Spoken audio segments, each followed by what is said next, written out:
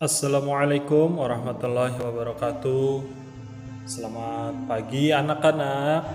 Bagaimana kabarnya? Alhamdulillah, luar biasa. Allahu Akbar. Mantap. Baik, anak-anak, hari ini kita akan melanjutkan pembelajaran kita yang minggu lalu ya, tentang pelajaran 3 kaum muslimin hijrah ke Habasyah bagian 2. Tapi sebelum belajar, Bapak harap kalian persiapkan alat tulisnya, buku catatannya, dan juga buku LKS-nya atau buku fokusnya. Nah, kita mulai ya dengan sama-sama membaca basmalah. Bismillahirrahmanirrahim. Nah, bagian D, kaum kafir Quraisy membujuk Raja Najasyi.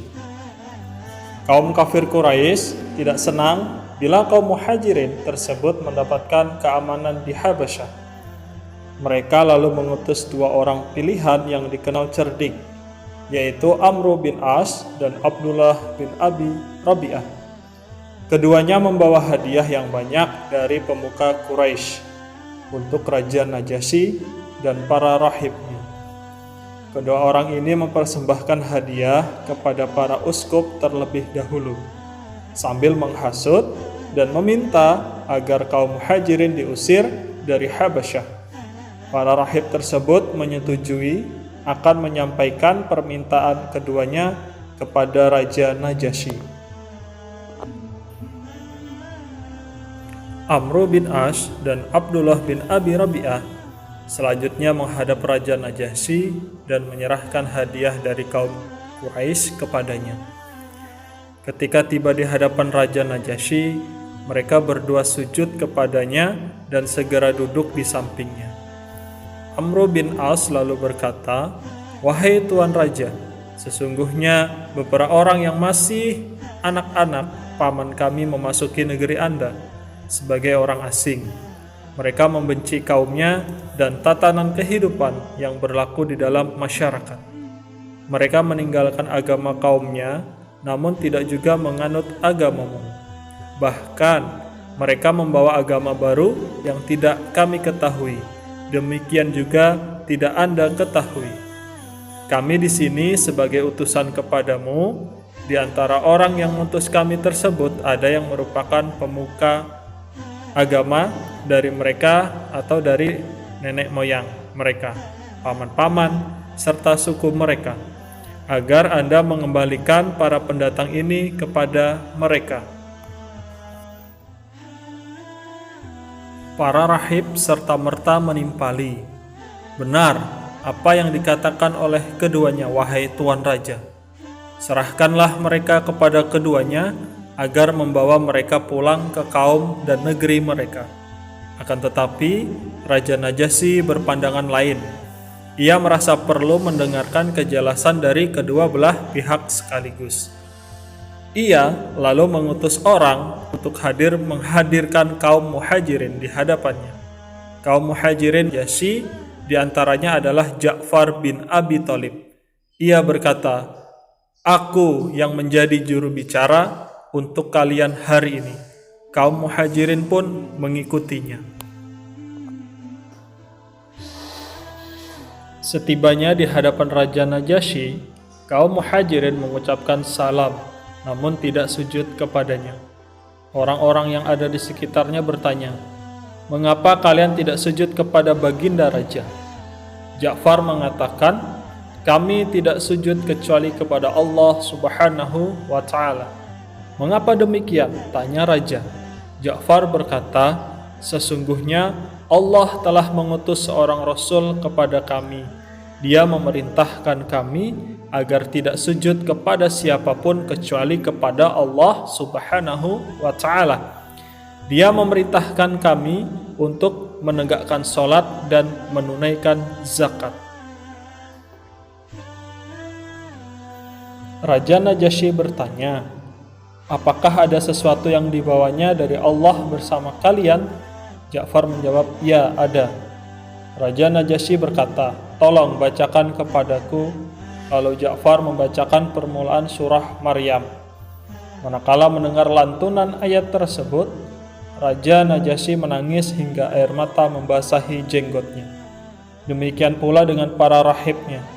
Mereka menangis hingga air mata membasahi lembaran kitab yang berada di tangan mereka. Raja Najasyi berkata, "Sesungguhnya ini dan apa yang dibawa oleh Isa adalah bersumber dari satu lentera." Raja Najasyi lalu berkata kepada kedua utusan kaum Quraisy, "Pergilah kalian berdua, demi Allah, sekali-kali tidak akan aku serahkan mereka kepada kalian, dan tidak akan hal itu terjadi." Raja Najasyi kemudian memerintahkan agar hadiah-hadiah dari kaum Quraisy dikembalikan kepada kedua utusannya. Raja Najasyi berkata, "Demi Allah, Allah tidak pernah mengambil sesuap dariku ketika Dia mengembalikan kerajaan ini kepadaku, sehingga dengan itu aku patut mengambilnya pula. Dia juga tidak membuat manusia patuh padaku, sehingga aku harus patuh pula kepada mereka. Karena itu, kembalikanlah hadiah mereka kepada keduanya. Aku tidak membutuhkannya. Usirlah utusan itu dari negeri ini." Akhirnya kedua utusan itu keluar dari Habasyah dalam keadaan kecewa dan terhina. Yang hikmah hijrah kaum muslimin ke Habasyah. Adapun hikmah yang dapat dipetik dari peristiwa hijrah kaum muslimin ke Habasyah antara lain, yang pertama, selalu berusaha mempertahankan akidah Islam dari berbagai godaan dan ancaman.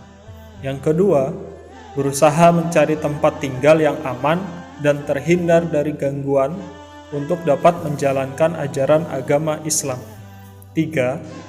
Sabar dan tabah dalam menghadapi tekanan dan ancaman dari kaum kafir Quraisy. Yang keempat, membuat rencana dalam pelaksanaan dakwah sehingga dapat berjalan dengan baik. 5. Mencari tahu kabar tentang peristiwa yang sesungguhnya, sehingga tidak tertipu pada berita palsu. Dan yang terakhir, selalu berpegang kepada ajaran Islam ketika menghadapi perdebatan dalam kaum kafir Quraisy atau dengan kaum kafir Quraisy. Nah, baik anak-anak, untuk muhimmah hari ini, jawablah pertanyaan-pertanyaan di bawah ini dengan uraian yang jelas dan benar ya. Yang pertama, mengapa Habasyah dijadikan sebagai tujuan hijrah kaum muslimin? Jelaskan alasannya secara singkat. Yang kedua, sebutkan 2 orang utusan dari kaum kafir Quraisy yang ditugaskan untuk menemui Raja Najasyi. Dan yang ketiga, sebutkan 2 hikmah dari hijrahnya kaum muslimin ke Habasyah. Silahkan dikerjakan di buku tulisnya ya, dan dikumpulkan minggu depan. Baik, anak-anak, jika ada hal yang kurang jelas atau perlu ditanyakan, silahkan langsung tulis di kolom komentar ya, atau di grup WhatsApp kelas kalian. Nah, sampai di sini dulu pembelajaran kita hari ini. Kita tutup sama-sama dengan membaca hamdalah. Alhamdulillahirabbil alamin. Wassalamualaikum warahmatullahi wabarakatuh.